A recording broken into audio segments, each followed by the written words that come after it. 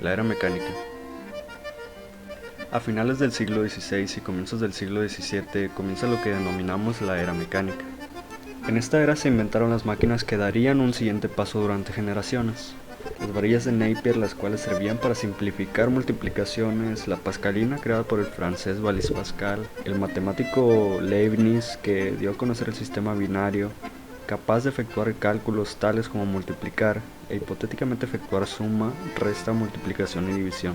Pero la tecnología aprovechable de la era impedía que se efectuaran todas las operaciones a la perfección.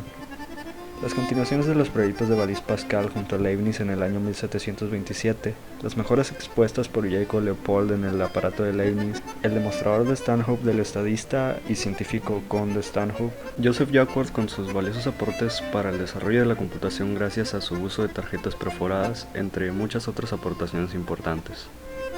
Lo que se intenta en esta era es que aparatos mecánicos realicen operaciones matemáticas de forma prácticamente automática. La era electromecánica. Después de examinar los orígenes ancestrales de la tecnología de la información, la era clásica y la era mecánica, por fin hemos llegado a la era de las telecomunicaciones, la información y el conocimiento convertidos en impulsos eléctricos. La clave de esta era fue el descubrimiento de maneras de controlar y usar la electricidad. Las máquinas y las tecnologías cada vez se parecen más a las contemporáneas. El telégrafo y el código Morse habían sido desarrollados en la primera mitad del siglo XIX. La máquina de escribir fue inventada por Charles Turber en 1843. El fonógrafo y el micrófono aparecieron en los 1870s. Y Nikola Tesla trabajaría en comunicaciones inalámbricas y control remoto en esa misma década. Todas ellas fueron invenciones cruciales para adelantar la tecnología de la información. Poco a poco, década en década, avances en la física y en la ciencia de materiales propiciaron las invenciones que harían posible el nacimiento de las computadoras. Las válvulas de vacío, por ejemplo, fueron desarrolladas en 1906, mientras que los circuitos biestables lo fueron en 1918, permitiendo la memoria electrónica de almacenamiento. Cabe mencionar a Hermann Hollerith, considerado el primer informático.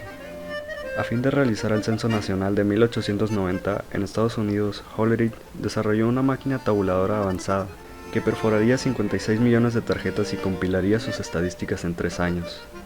En 1896, para comercializarla, fundó la compañía Tabulating Machine Company, que en 1911 se convertiría en IBM. En las décadas de los 20s y 30s se desarrollarían ahí diferentes placas de circuitos, perforadoras, calculadoras en números complejos y otros componentes de las computadoras futuras. Estas herramientas, las más complejas en la historia de nuestro planeta, fueron producto de la Segunda Guerra Mundial. Fue precisamente con el afán de descifrar los mensajes del enemigo que, tanto Estados Unidos como Alemania, se juntaron personajes como Alan Turing, leyenda de las ciencias de la computación y de la teoría de la complejidad computacional, que a mitad de guerra trabajó en su máquina de computación lógica, llamada hoy en día máquina de Turing. Inicia la era electrónica. Universidad de Harvard, en 1944, un equipo dirigido por el profesor Howard Aiken y patrocinado por la IBM, construyó la Mark I, primera calculadora automática. En lugar de usar piñones mecánicos, Mark I era un computador electromecánico. Utilizaba relevadores electromagnéticos y contadores mecánicos. Nacen las computadoras electrónicas. Las primeras computadoras de este periodo no almacenaban el programa en memoria. Todas se programaban eternamente, hasta que, a mediados de los años 40, el matemático von Neumann diseñó las bases para un programa almacenable por medio de codificaciones electrónicas. Esta capacidad que separa la calculadora del computador. Además propuso la aritmética binaria codificada, lo que significaba sencillez en el diseño de los circuitos para realizar este trabajo. Aquí, en esta era, se inician las generaciones de computadoras. Las computadoras construidas después de los 50 siguieron más o menos el modelo de von Neumann. Las computadoras se han vuelto más rápidas, más pequeñas y más baratas, pero al principio es casi lo mismo. Los historiadores dividen este periodo en generaciones. La primera generación se caracteriza por la aparición de computadoras comerciales. Durante este periodo, las computadoras eran utilizadas solo por profesionales. Estaban encerradas en habitaciones con acceso restringido únicamente al operador o especialistas en computación. Las computadoras eran voluminosas y usaban tubos de vacío como interruptores electrónicos. En esta época las computadoras eran asequibles solo para las grandes organizaciones. Las computadoras de la segunda generación utilizaban transistores en lugar de tubos de vacíos. Esto redujo su tamaño así como su costo y lo puso al alcance de las empresas medianas y pequeñas. Dos lenguajes de programación de alto nivel, Fortran y COBOL, se inventaron y facilitaron en la programación. Estos dos lenguajes separaron la tarea de la programación de la tarea de la operación de la computadora.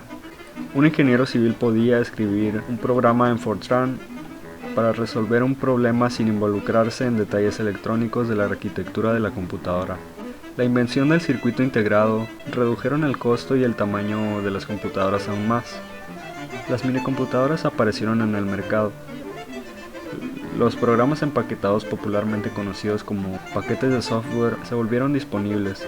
Una pequeña empresa podía comprar un paquete que necesitaba, en lugar de escribir su propio programa. Una nueva industria nació, la industria del software. La generación duró más o menos de 1965 a 1975. La cuarta generación vio nacer las microcomputadoras.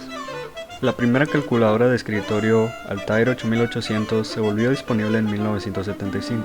Los avances en la industria de la electrónica permitieron que subsistemas de computadoras completos cupieran en una sola tarjeta de circuito. Esta generación vio la aparición de las redes de computadoras. La quinta generación presenció la aparición de las computadoras laptop y palm top, el uso de la multimedia y el fenómeno de la realidad virtual. Las computadoras de quinta generación son computadoras basadas en inteligencia artificial. La quinta generación de computadoras fue un proyecto ambicioso lanzado por Japón a finales de los 70s. Su objetivo era el desarrollo de una nueva clase de computadoras que utilizaran técnicas y tecnologías de inteligencia artificial, tanto en el plano del hardware como del software. Usaban el lenguaje Prolog al nivel del lenguaje máquina. Para la sexta generación de computadoras no podemos hablar de una característica en general o una etapa determinada. La investigación tecnológica no se detiene. Las características e inventos que destacan son el desarrollo de aparatos inteligentes, el internet, la evolución de la cantidad y calidad de componentes del hardware. El volumen y capacidad de las distintas memorias del ordenador cobra mayor importancia. A lo largo de la historia, desde la era mecánica hasta la fecha actual, la velocidad del avance tecnológico ha estallado exponencialmente. Hasta aquí ha llegado el progreso conocido en distintas eras y generaciones, desde la pascalina hasta lo que es la computación cuántica, así como la inteligencia artificial hoy en día. Es un gran salto en la evolución de las computadoras. Vamos dando pasos agigantados en la tecnología, y mi pregunta es ¿hacia dónde vamos?